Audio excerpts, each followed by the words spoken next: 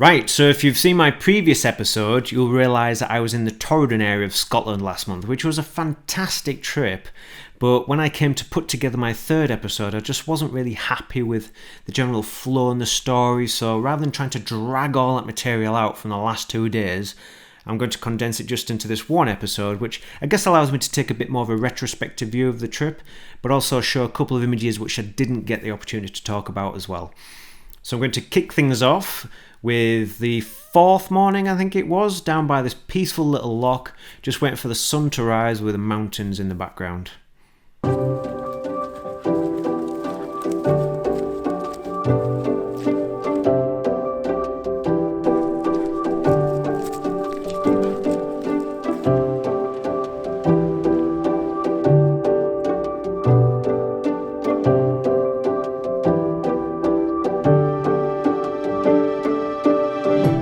This morning I've come to this quiet little spot set back from the main glen, which just gives this fantastic view of the mountain range behind me there.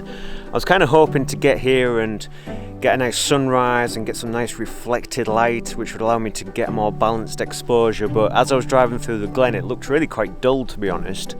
But then to my surprise, as I walked down here, the sky was quite clear over in that direction where the sun was coming up, and yeah, the sun just hit the mountains and it looked fantastic. It's created a bit more challenges in terms of I've got my trees in the foreground there in shade, but I should be able to bring out the detail of them set against the brightness of the mountain in the background.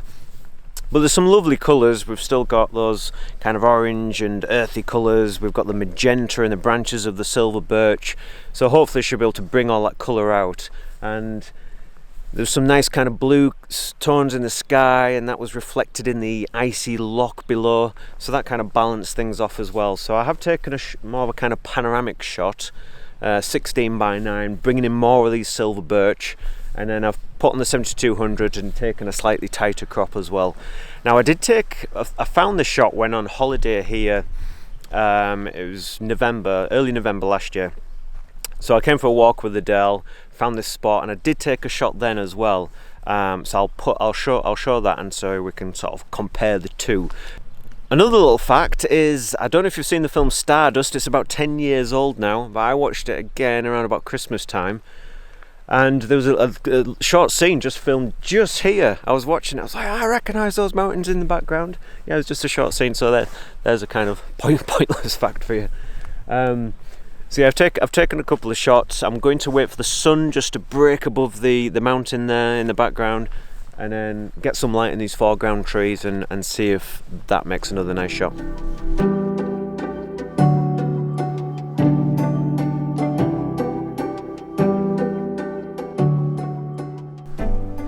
I'm really happy with how this has turned out. As you can see behind me there, the sun's come up and it was just hitting all these trees in this little outcrop and just bringing out all that detail and character. And there's still got those lingering autumn colours, those magenta tones like I was saying, but with the sunlight it was just bringing out all the detail of those silver birch bark as well.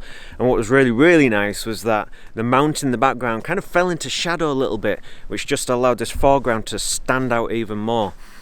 Yeah, it's brilliant. I mean, I love mountains and I love lakes, and we don't get them in North Yorkshire, so I love to capture them when I come to places like this. But obviously I like trees as well, and I think these just scattered over here, there's just so much character in them, and they give just quite a nice painterly quality. So I'm really looking forward to sort of seeing how it turns out, and all the ice is a nice added bonus as well. So yeah, super happy with this morning though. But time to move on now.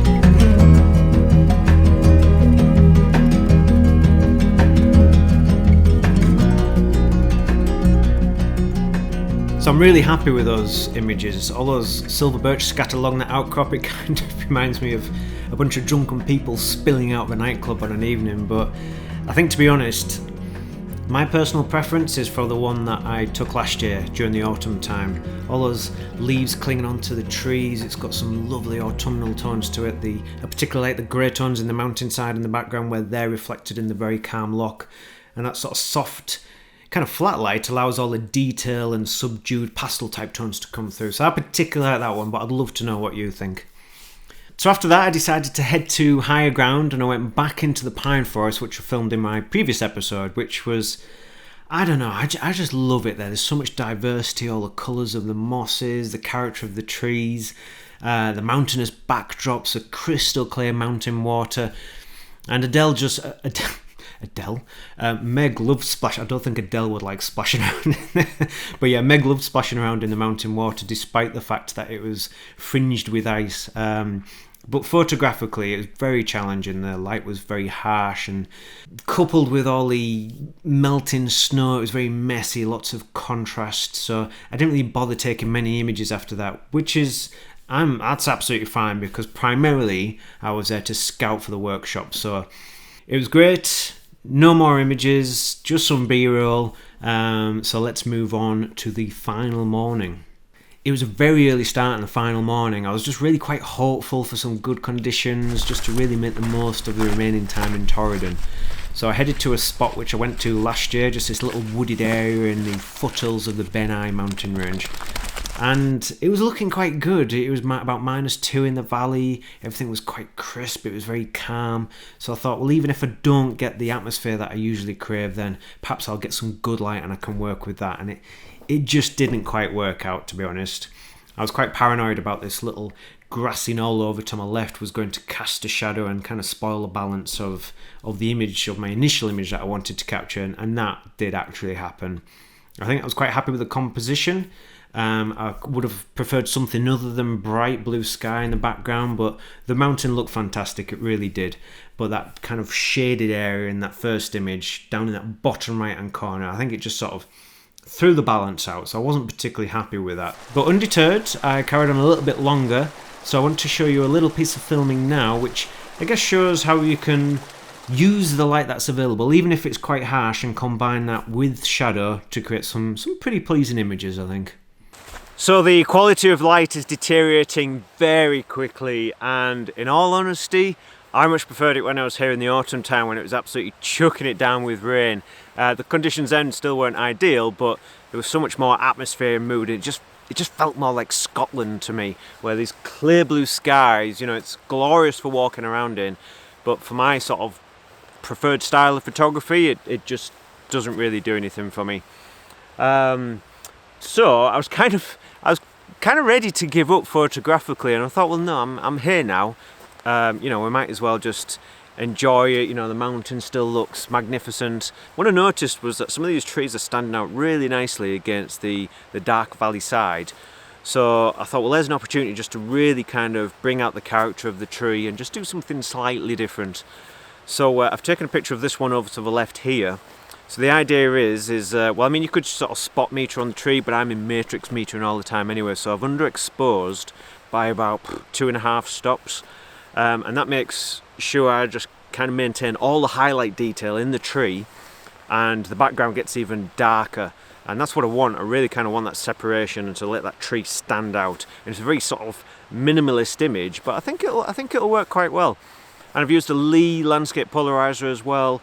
It's a very subtle effect, but it just helps to cut back on some of that glare and make sure we maintain some of that detail and colour in the pine needles.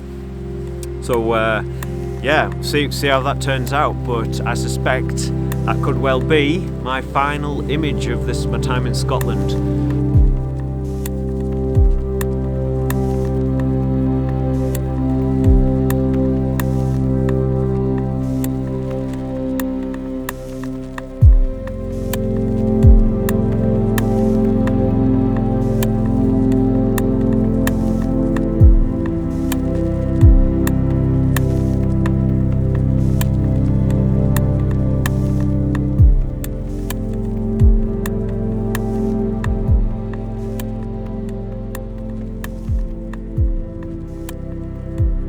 So I thought that was my photography done for that particular trip to Torridon, but I was quite content just to head back to the cottage, get packed up and get ready for my really quite long and arduous drive home the following day. But as I got back to the cottage, I thought actually the light could be really good this evening, so I just jumped straight back into the car. I drove in the opposite direction, no idea what I might find. I thought, well, even if I don't get another image, if I could just find a really good location to return to, or perhaps somewhere to take my clients this autumn, I thought that'd be great. And the really good thing about Scotland is that you can be driving along, spot something really nice from the roadside, and it's perhaps not that long until you can find a little lay-by just to pull over and grab that shot, and that's exactly what happened. I spotted this lovely little cluster of silver birch in the distance, just sat out on its own, shining in the evening sun. So I pulled over. There was this lovely little silver birch woodland to walk through where there was tons of opportunities in itself, but I just ignored that, went straight to my intended subject, and it worked out so well, because rather than just having this little cluster of silver birch, there was also these really nice boulders which just happened to line up perfectly with the mountains in the background. And I just love that connection, that kind of like repeated form, if you like, between the foreground and the background. But also, one of these silver birch had just fallen, snapped off, and revealed the most dominant mountain right in the middle of the composition. So it worked really well, and together with a side light from the setting sun and some cloud as well, rather than just blue sky, just to add that little bit of mood. I thought it worked really well. But I wasn't able to shoot any narrative on location, but I did shoot some really nice drone footage, so I'll show that to you now.